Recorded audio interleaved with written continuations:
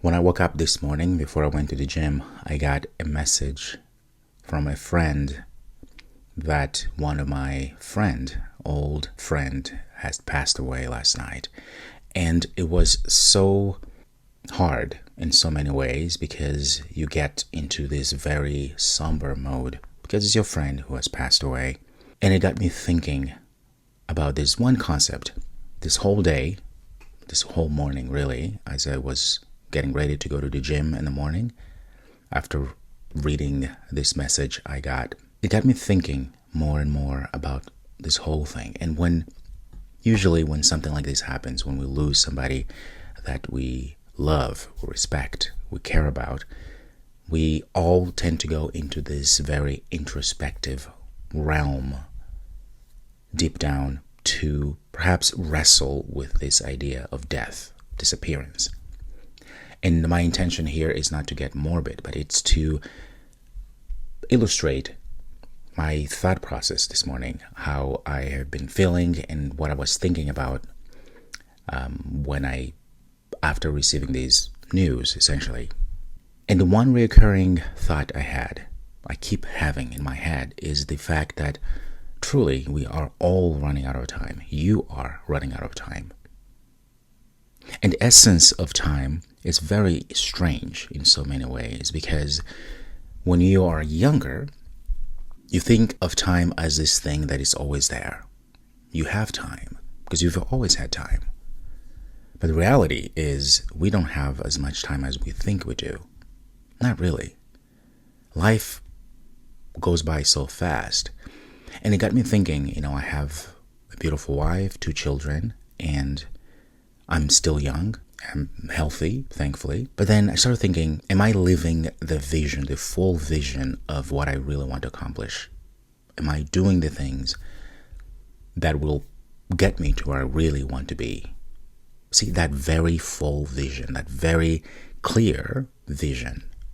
And so that is the question I want to ask you. Yes, you. If you're watching this video, that means you want something out of this. You understand that there's more than just this stale way of living, this constant yearning for something and you never get there.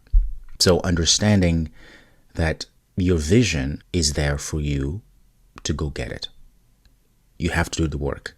There is no other way around it. But you need tools.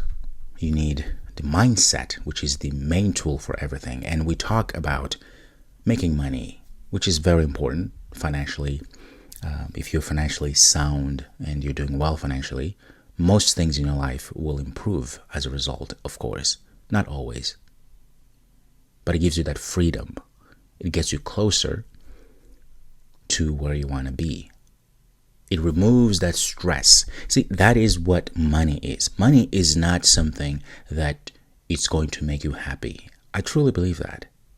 Money doesn't make you happy. What makes you happy is the ability to know that there is freedom that comes with money, with the financial soundness that you may have.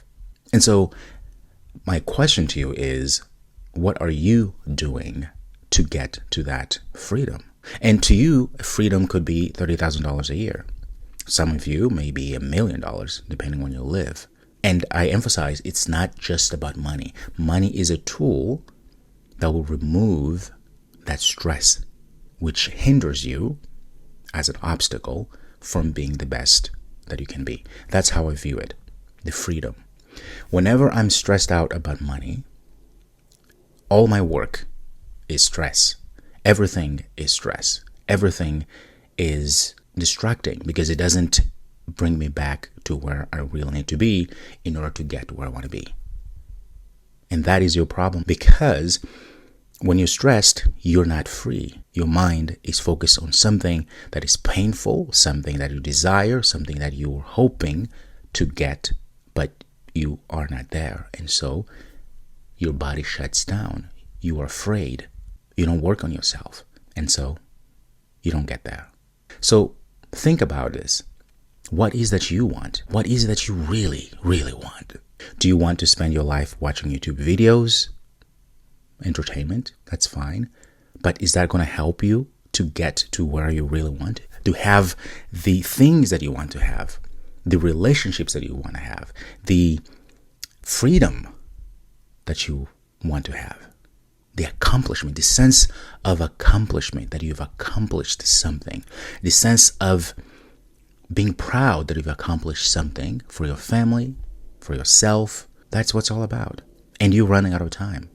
We all are. And so that's what I wanted to share with you today. And instead of always thinking about how can I get the next $10, think about how can I improve myself so I can get $10 million.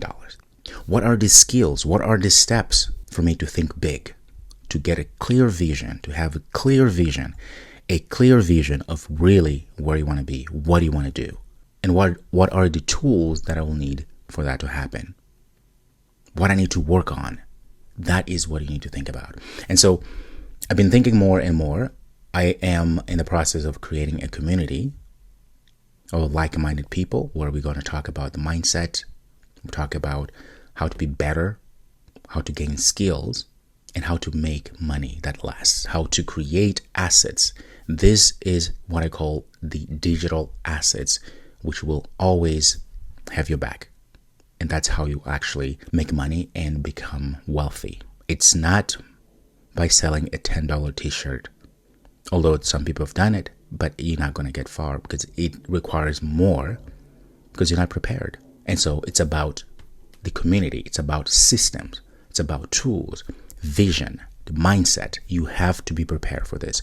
So if you are in this kind of mindset, I would love for you to join me. I don't have the community yet as of recording this video, but I've been thinking more and more about having a solid community for serious people. If you just want to be a person who wants to be entertained, that's fine. You can just, keep being entertained. That's totally fine. But this is for people who are serious about understanding that they're running out of time and they need something to focus on themselves so they can really better themselves and build their own empires and be free. Because after all, that's all we're looking for. You are running out of time. What are you doing about it? What will you do to change the course of your life? What are you going to say when you're 80 years old and you look back and say, this was my life? If you had to narrate your whole life, what will you say when you're 80 years old? Think about that.